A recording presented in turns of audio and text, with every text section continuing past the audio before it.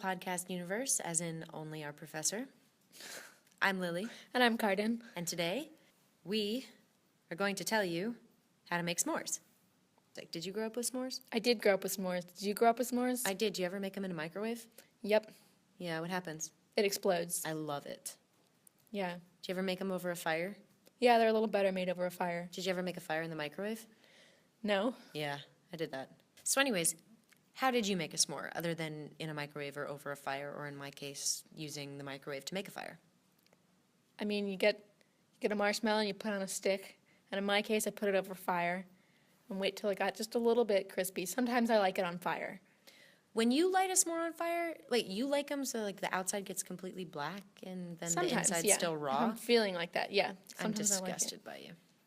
Fine. How do you like your marshmallow? Slow roasted. I don't have the time for slow roasted. That's why you do like 6 at a time. Good point, I guess. Yeah, you got to get like one of those 6-prong sticks and just find it all. I think part of the best tasting part about s'mores is that you eat some stick. I guess. Well, so out of the s'more, what's your favorite ingredient besides the stick? Marshmallows. Do you know what's going into a marshmallow? I do, in fact. Let me tell you about it. Okay. So growing up, I had a very elaborate story that I had created about where marshmallows came from, because they're sort of a mysterious vegetable. Hint, they're not a vegetable. But I had created this story about the marshmallow that came from an exotic mallow bush in West Africa, and it grew in marshlands, marshmallow, at these sort of low altitudes. And they would harvest the marshmallows just as they were budding, put them on airplanes, and take them to the United States. While they were on the airplane, though, the change in altitude caused each marshmallow to get jet puffed. Do you get it? Yep, and that's... It's only half true. Basically, I wasn't completely wrong. Also, I believed this well into my young adult life, as in until I did research on marshmallows for this project, I really still thought they grow on trees. But marshmallows do come, they came originally from a mallow bush, also known as Althea officinalis, for those of you who care. And marshmallows, the root, were some of the earliest candy. Like, Egyptians used to eat the roots with honey in 2000 BC. The modern marshmallow is made using a patented method called extrusion, which is this kind of complicated process of, like, many, like, little piston. You ever watch How It's Made? Yeah. Yeah, look it up, extrusion process. I'm not going to talk about it without visuals. That's going to be useless. But anyways, all you need to know right now is that since the Egyptians were eating mallow root in 2000 BC, it now only takes 60 minutes to make a marshmallow. That's impressive. Yeah, it used to take a long time. Can you imagine? I mean, but in 60 minutes, you could have a delicious treat, which you could either burn, microwave, Or just eat raw. like my favorite. So there's only 3 companies that manufacture marshmallows in the United States. The first one is called Favorite Brands International. That's where, like, craft marshmallows come from. The second one is Kid and Company. And the third one, which is the largest, is Dunock Inc. And that's based in Illinois. To make a marshmallow, they're pretty simple in terms of ingredients. You got the sweet stuff, and then you got the mystery stuff. The sweet stuff is basically corn syrup, sugar, and dextrose. Those are 3 different versions of sweet stuff. Corn syrup is interesting because its environmental impacts are pretty profound. They use corn syrup in marshmallows because it's easier to dissolve other compounds in a liquid form than it would be to dissolve something in, like, crystallized sugar. Wouldn't make sense. But corn syrup is made of these super hybrid corn plants. The U.S. agricultural industry has made them 20% cheaper than sugar, which creates a huge incentive for farmers to breed these super hybrid corn plants. The World Watch Institute says that in 2004, each American consumed over 58 pounds of corn syrup per person per year. That's pretty disgusting. That's inside of you. And I guess depending on how the corn is grown and harvested, a lot of this hybrid corn requires a lot more water than other corn. It also requires fertilizer and pesticides because it's not a natural product. It kind of needs to be coddled and taken care of. Not that, things can't be natural and hearty, but this corn is not. Do you know Michael Pollan, the guy who wrote The Omnivore's Dilemma? Yeah, I've heard of it. Yeah, it's a book that makes you go, dang, I don't want to eat anything from here ever again. So this dude says that over a liter of oil is used for every bushel of corn produced in the United States. So like that oil includes, the production, the pesticides, the fertilizers, the tractors, the transportation. But think about it. A liter of oil per bushel of corn, and in 2005, the high fructose corn industry, just the high fructose corn syrup industry by itself used about 490 million bushels of corn. So that's over 490 million liters of oil, which is pretty crazy. So that's the sweet stuff. And then among the mystery stuff, you got, guess what? More corn. Wow. You are made of corn. So there's cornstarch, and there's some xanthan gum, which is from a plant and makes the marshmallow sticky. There's some modified food starch, which is essentially mystery meat of the starch industry. And then there's either gelatin or whipped egg whites, and a lot of marshmallow companies have started to use whipped egg whites instead of gelatin because then their marshmallows can be certified kosher, because a lot of gelatin comes from pigs, and pigs aren't kosher or halal. But eggs are another one of those things which have a pretty significant environmental impact. Eggs are filled with antibiotics. That's kind of gross. I mean, chickens keep dying and getting sick, and it's really sad. And I have pet chickens, so I don't really want to get into it. But for marshmallows, they use only the egg whites, and they're usually dried and powdered because it decreases the risk of salmonella and increases the shelf life of a marshmallow. So you mix it all together, and you get this really fluffy stuff, and then you put it into an extrusion process, and then if you watch a YouTube video, you will understand that poof, out comes a marshmallow. Wow. I'm pretty partial to the jet puff phenomenon of the high to low altitude mallow bush. That's just more fun. Yeah. But take it with a grain of salt or a grain of corn. What else is in s'mores? Well, chocolate's favorite. Then I have to go with the graham cracker. Oh, yeah, the graham cracker. The graham cracker, the American cracker, but it's not really the American cracker at all. I thought crackers were salty. Not the graham cracker. The graham cracker is designed to be sweet, and it was created by this guy in the 1850s, Sylvester Graham, who was this really eccentric dude who hated all meats, hated all sugary things, so he invented his own type of cracker, the graham cracker, which really only has 3 ingredients, which is whole wheat flour, fat, and sugar, was the original ingredients. But the graham cracker he created looks much different from the graham cracker we eat today, no surprise. Because when he created it, it was pretty much a huge hit, and then they figured out how to mass produce it. Womp, womp, womp. Yep. So, whole wheat flour is its main ingredient. They're just made by grinding wheat seeds into powder. The fats and the oils is where it's interesting, because it's usually derived from plant and animal sources, but nowadays it's just hydrogenated vegetable shortening, which I had no idea what that was. But it's essentially like Crisco, if you were going to go into your pantry and try to find some.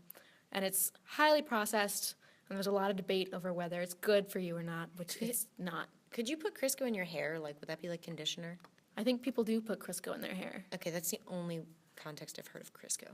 But it's highly processed. There's a lot of science behind it that I don't fully understand. Ew. Yeah.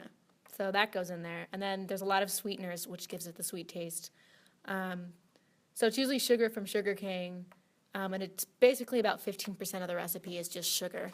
And you can use dextrose and corn syrup, of course. Can't get enough of that corn. Nope. Or you could use molasses or honey, which I guess sounds slightly healthier, but I think most people just use straight sugar. I don't know, man. I'm made of corn. Yeah, we're all made of corn. The original graham cracker, Sylvester thought, should be baked without fat or refined sugar. That's clearly the opposite of what it is today. Sylvester, you can't make a cracker that's just flour with nothing to hold it. He was a bit of an oddball. Okay. Yeah. And then their process is a 6-step process. The ingredient handling, where the ingredients just sit in giant climate-controlled bins until they're ready to be used. And then you compound the products. So the ingredients are just mixed in big vats for specific recipes, and then they're just mixed with these giant mixers. And then the dough just sits for a couple hours.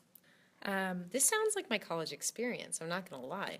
What do you mean? I mean, like, they just put you all together, you sit in big vats, climate controlled, and then you move a little bit into a more specific vat, and then they have to let you rise. Yep, pretty much. And then they're gonna use the machining process and cut you into little shapes, depending if you're an animal cracker or a graham cracker. I'm not there yet, I haven't graduated, but I'm sure that when I enter the workforce, I will be cut into many shapes. Yes.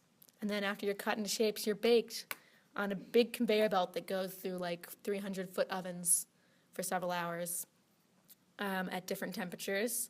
And then when you're all baked, you get to do some post-conditioning where you travel on more conveyor belts to cool. That's like where my analogy ends, I don't think I can take it that far. And then you're packaged, and you're packaged depending on what type of cookie you are. So if you're a graham cracker, they're super temperamental and will break easily, so they need to be in airtight packaging. And if you're a graham cracker, you can just dump them in one big package, and then you got to ship it off. And if you're Nabisco or Keebler, two big U.S. cookie companies, you're either being shipped from Mexico or you're being shipped from Thailand, Indonesia, or Malaysia. Are those little elves from Mexico? I didn't think so. But they are. Apparently. Wow. Yeah. In Spanish, they would call them duendes, elves and leprechauns. Those are bad luck, really bad luck. Nabisco's original plant was in Chicago, but they recently announced that they are moving their plant to Mexico. So maybe they'll change their advertising. Okay. And that is overall how graham crackers made and processed. Graham crackers made, marshmallows made. What are we missing? The best part. Arguably the only part. Chocolate. You can totally make a s'more without a marshmallow. You can totally make a s'more without a graham cracker. But if you have chocolate over a campfire, then you're golden. Yep. Okay, let's talk about chocolate. I know a little bit about chocolate. I know that cacao was predominantly produced in West Africa.